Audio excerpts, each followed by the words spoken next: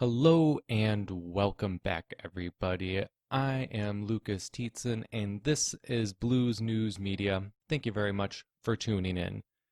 Now, today, we're going to do something a little bit differently. As we all know, the world's on fire, either figuratively or literally. There is a pan/plandemic sweeping the world with threats of a second wave. There is the mainstream media trying to stoke race wars. There are literally hundreds of thousands, if not millions at this point, of people in the street protesting police brutality and racial injustice. It is quite the chaotic and turmoil filled point in history. It's scary, it's exhilarating, and we are all on the edge of our seats. But that being said, constantly we are bombarded with, either from the mainstream media or social media, with fear, anger, depression, gloom. We are constantly being attacked psychologically with a message portraying there is no hope, all is lost, give up already. I don't know about you, I poo-poo that narrative. I spit in the face of people that say that you can do nothing, there is no point, lay down and take it. That is unacceptable, and I hope you agree. There are many good people in this world. There are many people right now, good Samaritans, good citizens, good human beings that are fighting the good fight. And they don't nearly get enough attention. And that is why in this episode, I thought everybody could use a bit of a pick-me-up, because we're going to go over some good news that is currently going on in the world. Now, naturally, rarely is there unmitigated good news, and we're going to go over that with one of our news articles here. But nonetheless, it shows you that peace, prosperity, unity, actual good human health is not going to just happen like that. It's a slow march. It's going to take a lot of time and a lot of energy, but it can and will be achieved so long as you and I, dear listener, get into the fray and fight the good fight. But with that being said, let's jump right in and see what is going on in the world today that could make us smile a little bit. And this first one I have for you is from sustainablepulse.com, and it is titled U.S. Appeals Court Bans, and I can't really pronounce this, Dicamba in Massive Shock for Bayer.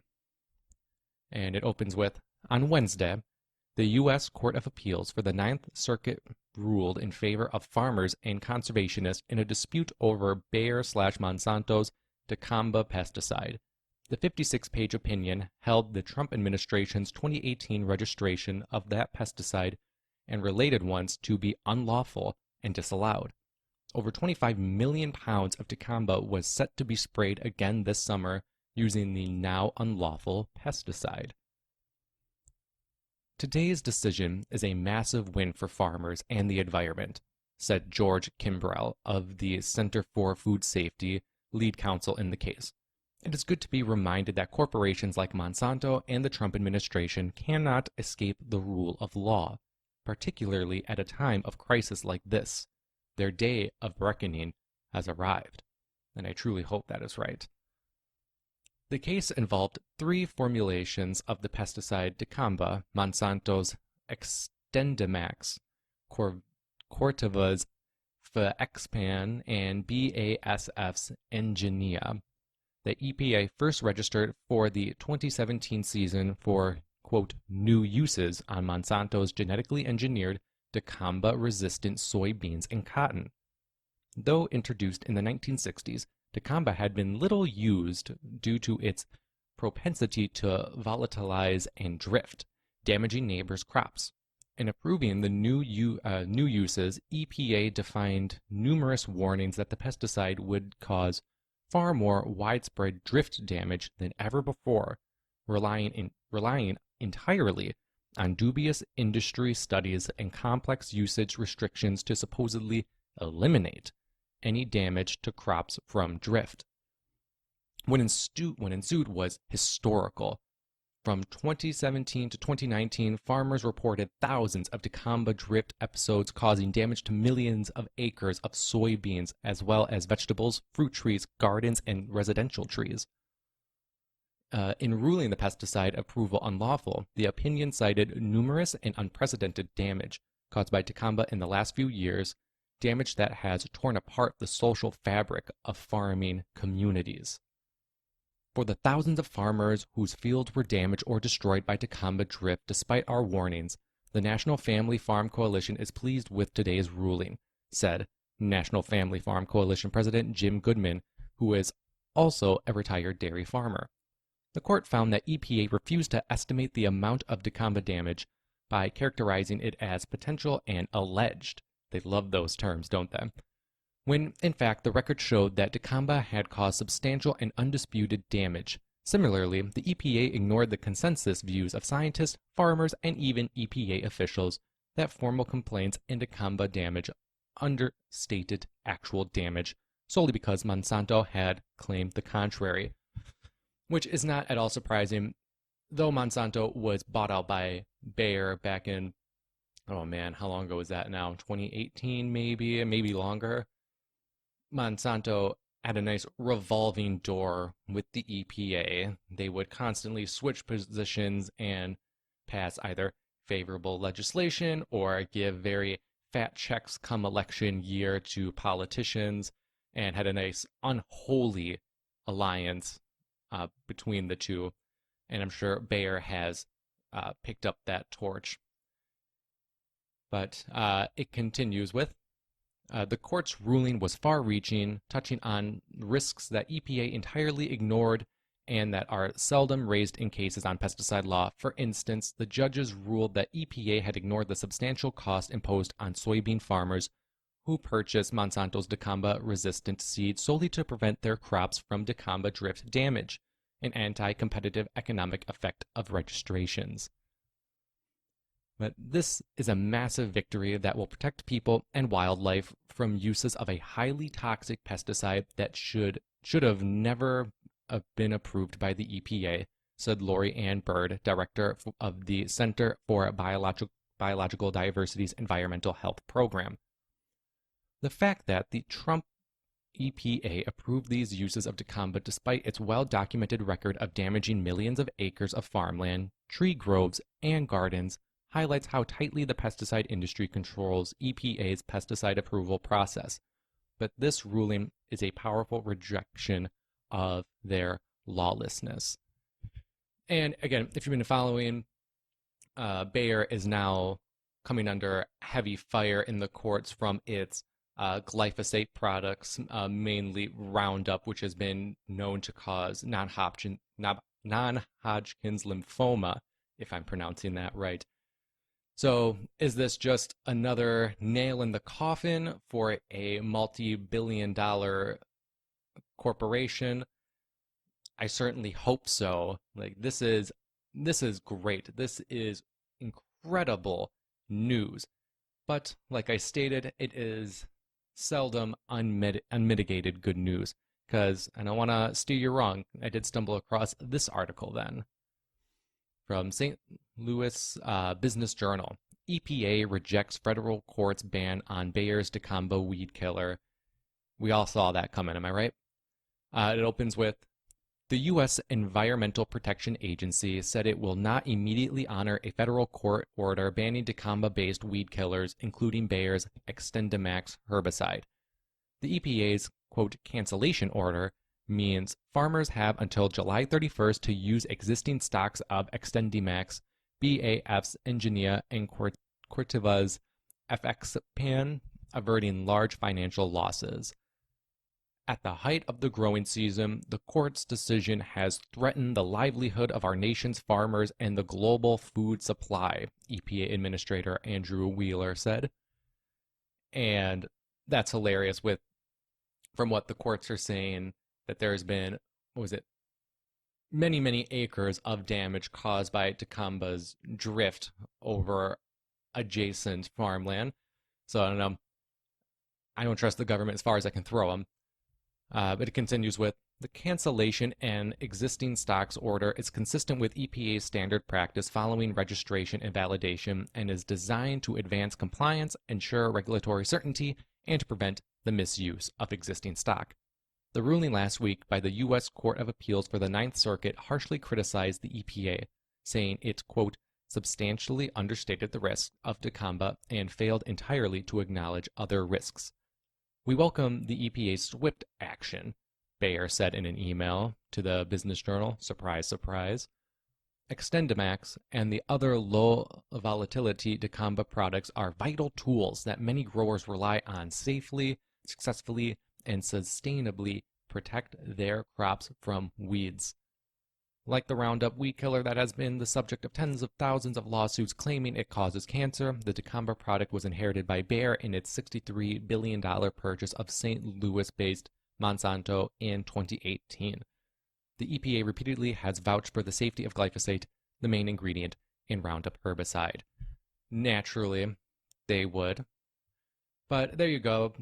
So the EPA wasn't immediately on board to be like, yeah, get this off the market, get this out of the farmers' hands because of how damaging and toxic it is to the environment.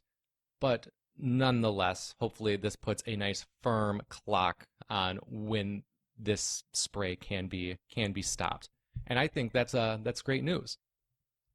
But I mean, not all unmitigated good news, but something nonetheless, something to hang on to.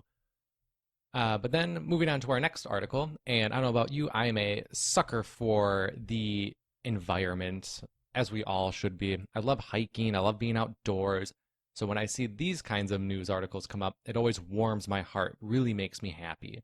This is from Spectrum.com, and the article is called Nature Conservancy Buys Sheep Bridge to Protect Pristine Virgin River Zion National Park Habitat.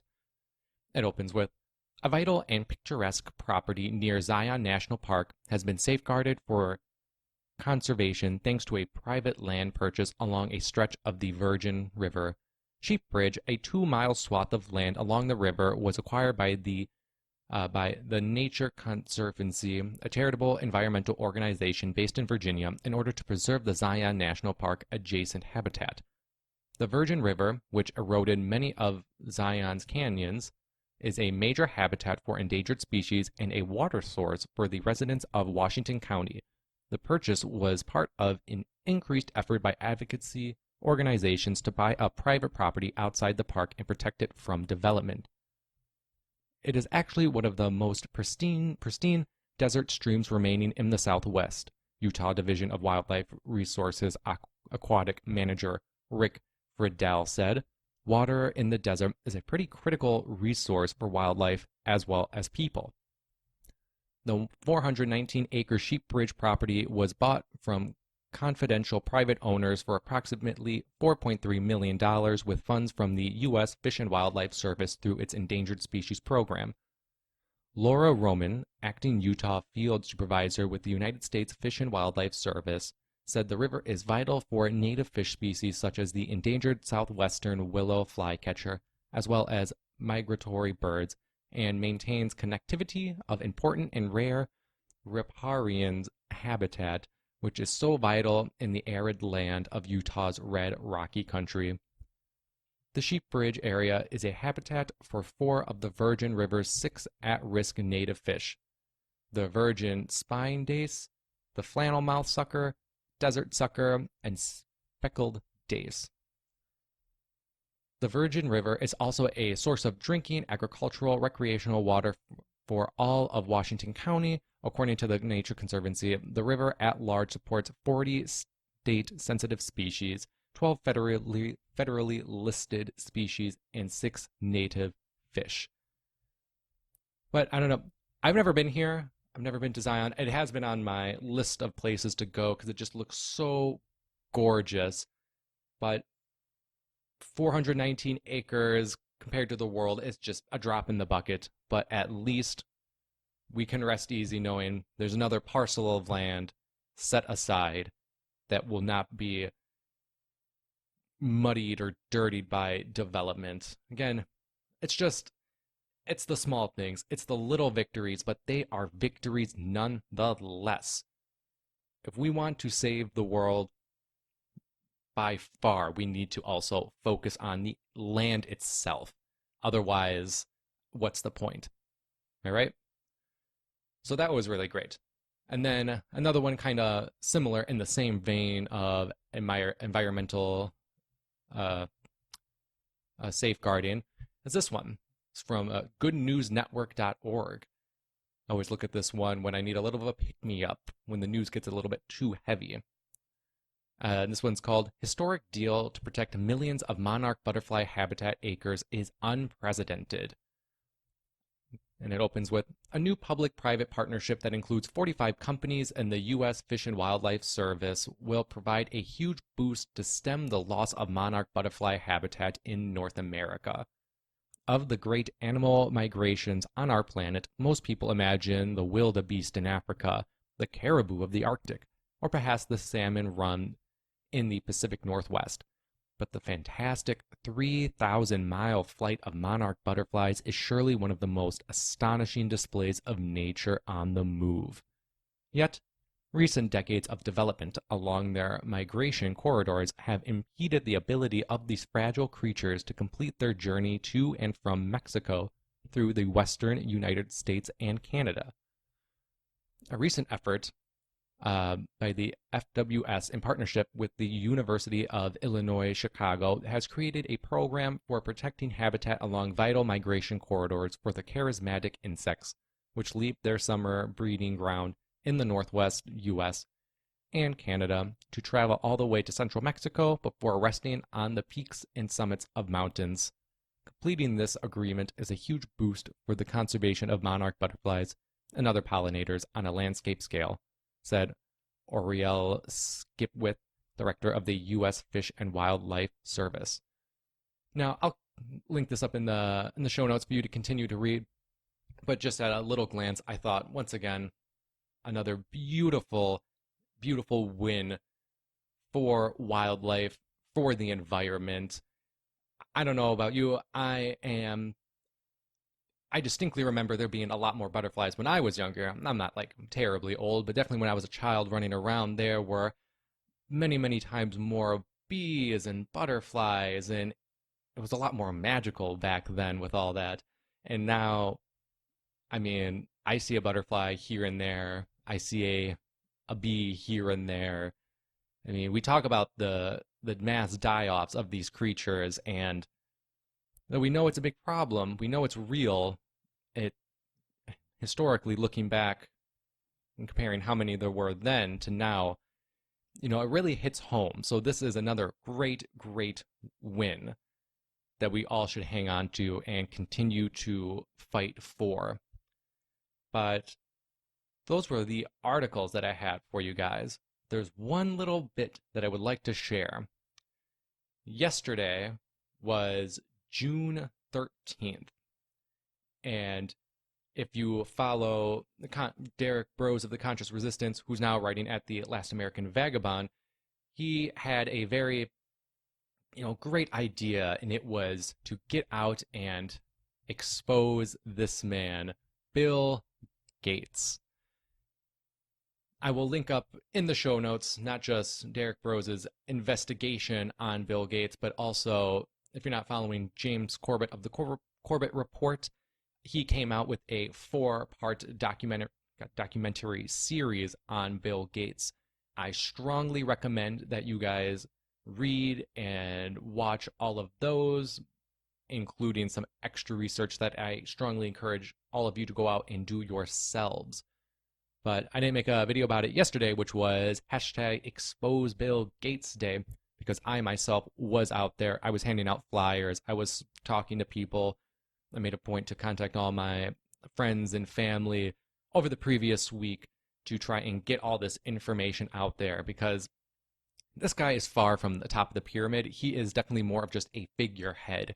Once you start reading into his rise and his cementing a power of global health, I mean, you see that there was a pathway paved for this man to attain the heights that he has gotten to. And now he needs to be called out for it.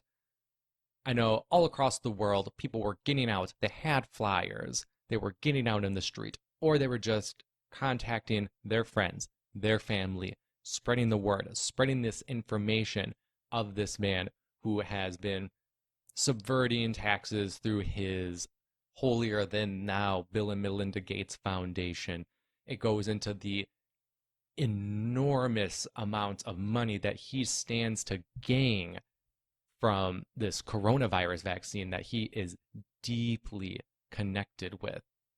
It goes into his botched vaccines in India and Africa. Like, this man is far, far from the saint that he is painted as in the mainstream media. So, is he being ripped out of his office and, arrested? No, but they had exposed Bill Gates trending all of yesterday, and it's still going strong. I mean, as you can see, people have not stopped. People are upset with this man and his connections and the money he is making hand over fist, exploiting this crisis. But you see, and he's connected, I went over this, he's connected to Jeffrey Epstein. I mean, this guy is a weasel. He's a little scam artist, and he needs to be exposed and stopped up, and including all of the people that he is connected with. They need to be called out. So I thought this was a bit of good news. There was a huge action yesterday. It's going strong today, at least on social media. I don't know if anybody is still taking to the streets. But again, we may not have arrested him and had a formal investigation brought against him, which is fine. This is just the first step in a long journey of exposing these people, these crooks, these criminals. It's a long, hard-fought battle that is awaiting us. But I know that we are all up for the task, and I am excited to be a part of it, and I hope you are too. So please read and research into him. I'll have some stuff included in the show notes for you all to go ahead and have a field day with. But that just about wraps up everything that I had prepared for you all. Thank you very much for listening. As always, if you can, like, share, subscribe to this channel. We're on Facebook, we're on Twitter, we're on YouTube, we're on Minds, we're on Library, BitChute. Anything and everything that you can do to help support this channel, we greatly appreciate. More than anything, we just want to get this information out. It needs to get out. And that is where you all come in. And I know you are all up to the task.